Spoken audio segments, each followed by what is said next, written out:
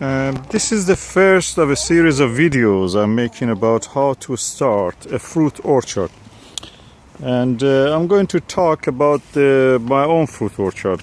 This land that you see here, this allotment plot, I got it about 18 months ago, less than 20 months, less than 2 years. And it was flat, nothing was here. I built a polytunnel and I started to plant trees, then building fences around it just for protection as a fruit cage. Then I put a bird netting over it just to stop the birds from eating the produce that fruits we have here. Then after a while I saw that, okay, this is actually a good enclosure. So besides growing fruit, I can actually let my chickens come in. For that, I have to actually fox-proof it. So I did a little bit gradually here and there.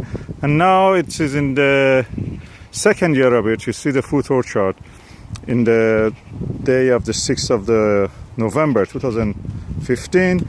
It is as it is. I have about 120 fruit trees and fruit bushes here. And lots of, I've not counted the numbers of the blackberries and raspberries that I have, just normal things that those are things that I had it before this. So how to start a fruit orchard?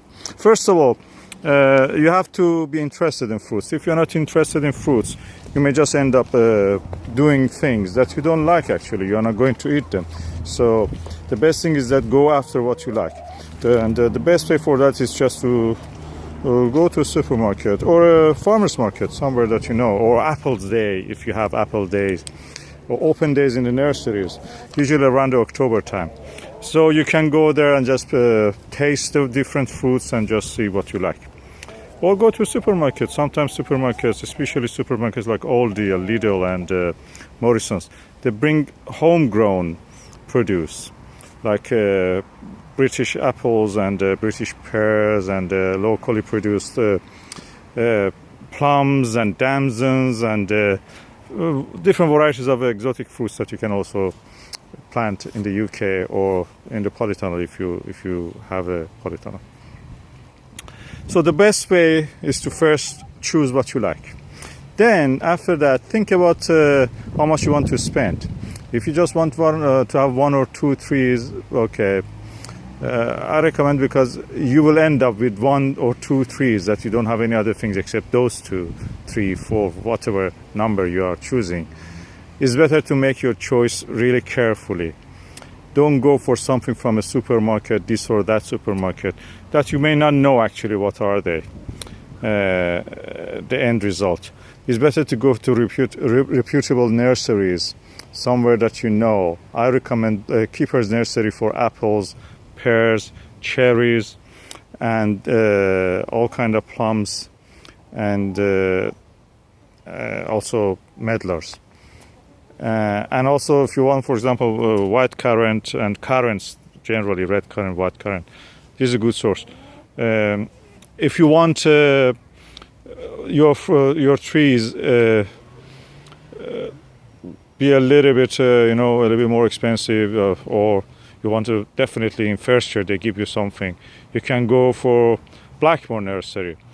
Blackmore Nursery is also good. I found that both of them are good. Keeper's Nursery is now proving in the second year to me that the choices I made from the Keeper's Nursery are actually better. This tree you see, Topaz apple, is better. Is from the Keeper's Nursery, and I found it really better. Now it's 6th of November and I have yet fruit on this. And yeah. Okay, so if it was me, because the tree, when you plant it, that's it is there. It will be there for 20 years. As long as it has a life, it will be there. You will get stuck with it. So make a good choice. For that, you have to think about what kind of at which time of the year you want to have that fruit. You can have fruits which are coming early or middle of the season. Early means July and August and those times. Mid means September and early October, and late means October onward, November and December up to whatever time. So best thing is actually to go to the websites of these nurseries read a lot. I recommend read a lot. If you are not sure, if you have not a chance to taste anything, read a lot about them. Pipping, orange pipping, there is a website called Orange Pipping. They have a lot of tasting videos, tasting information. I have myself also in my videos. When I eat something, I just usually go and make a tasting video about it. You can refer to them. I try to be impartial when I'm describing the taste. If it is not tasteful, I will just tell it. And if it is tasteful, I also tell it. So the information is reliable on my own. I try to actually, in my own YouTube channel, try to actually to produce a kind of encyclopedic visual guide for tasting of fruits and other things. So you can use my own videos or go to the Keeper's Nursery. Keeper's Nursery catalog is the most extensive catalog of any nursery I've ever seen. They have the largest number of the apples and the pears and plums that I've ever seen in this country, except some research centers that, of course, they don't. Their catalog is not available, so you cannot really go through them. Other choice is just to go and buy a few books, start to read, or see somebody who already has one and just talk to them.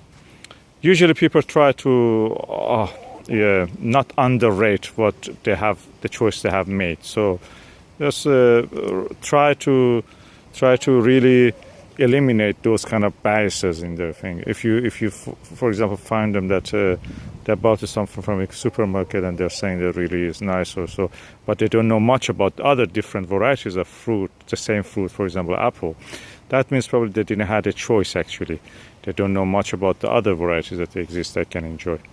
So the first step is to choose your tree, where to buy it.